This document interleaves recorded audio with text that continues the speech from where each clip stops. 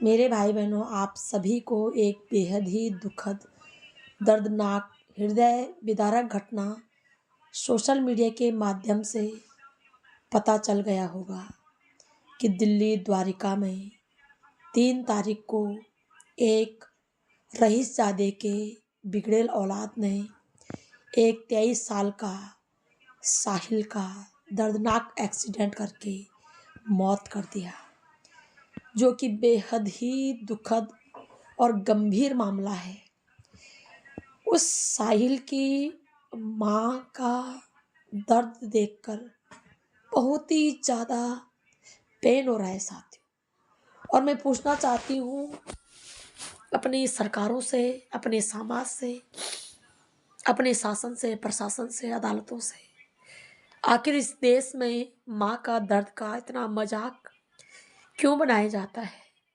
जब तक माँ छाती पीट पीट करके सड़कों पे रोती नहीं है, तब तक माँ को इंसाफ देना तो बहुत दूर की बात है। माँ की बातों को सुना तक नहीं जाता है। इसी प्रकार से हमारे उत्तराखंड में बेटी अंकिता के माँ बाप पिछले 3 सालों से इसी प्रकार से सड़कों पे दर बदर भटकते रहे, और बाकी जितने भी बच्चों ने अपनी जान गंवाई है, हाल ही में उत्तराखंड में जो हत्याएं हुई हैं, उनके माँ बाप कितने पीड़ा में हैं। मैं साहिल की माँ का दर्द साथियों शब्दों में बयान नहीं कर सकती, लेकिन मैं सरकार से हाथ जोड़कर निवेदन करना चाहूंगी कि जो ये रईस दादा जो इस प्रकार से लगातार अपनी शौक के लिए सड़कों पे स्टंट करते हैं, रील बनाते हैं, बिना लाइसेंस के स्कॉर्पियो जैसी भारी भरकम गाड़ी चलाते हैं और लोगों के जीवन को तबाह कर देते हैं, एक माँ का कोख उजाड़ देते हैं। इस पे रोक लगाई जाए और जो इस प्रकार की घटना करते हैं उनके खिलाफ कड़ी से कड़ी कार्रवाई की जाए साथियों। कैसी दुविधा है साथियों, कैसी वो मार हो रही है। मैं सच में जब भी मैं फोन खोल रही हूँ उस माँ की तस्वीर सामने आ रही है और आंखों से आंसू ही नहीं रुके जा रहे। सारे बच्चे सबके एक जैसे होते हैं। ये दुनिया माँ का दर्द नहीं समझेगी, हम माँ का दर्द समझते हैं और हम चाहते हैं कि इस देश के हर उस माँ को जल्द से जल्द न्याय मिले जो इस प्रकार से एक्सीडेंट में अपने बच्चों की जान गंवाते हैं। साथियों, मैं आपसे कहना चाहूंगी कि 1 साल पहले मेरे ससुराल के एक बच्चे का नाम था राहुल, वो भी 25 साल का था। इसी प्रकार का सुंदर सा लड़का था साथियों, बिल्कुल शरीफ, सीधा, सच्चा, पढ़ने लिखने में तेज तरार, हिस्ट लड़का था और उसकी भी इसी प्रकार से एक्सीडेंट में डेथ हो गई। मेरे भाई बहन, जिस प्रकार से साहिल की मां रो रही थी, उसी प्रकार से हमारे बैसोड़ा गांव में राहुल की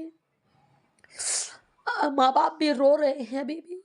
उनका भी एक ही लड़का था, हालांकि 2 बच्चे थे, एक लड़की एक लड़का था, लेकिन आप लोग जानते हैं कि शादी के बाद लड़की पर्याय घर चले जाती है और उनके माँ बाप का चेहरा मतलब उनके सामने भी नहीं जाया जाता साथी, क्या बोले जा करके।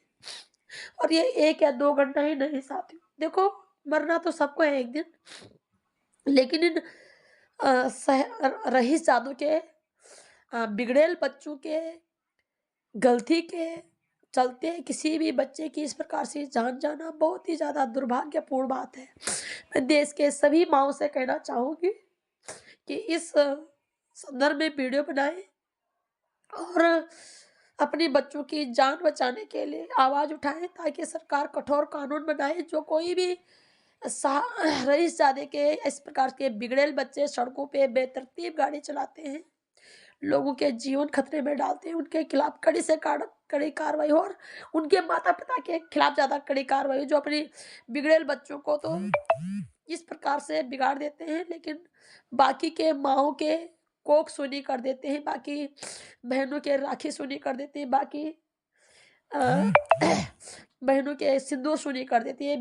बिल्कुल भी असहनीय है, बर्दाश्त के लायक नहीं है। सभी सम्मानित भाई बहनों से मैं यही कहना चाहूँगी कि यदि आपको अपने बच्चे प्यारे हैं, तो सरकारों से निवेदन करें कि जो इस प्रकार से बेतरतीब कार चलाते हैं, गाड़ी चलाते हैं, ख़ासकर वो जो बच जाते हैं एक्सीडेंट करके, इनके खिलाफ कड़ी से कड़ी कार्रवाई करें।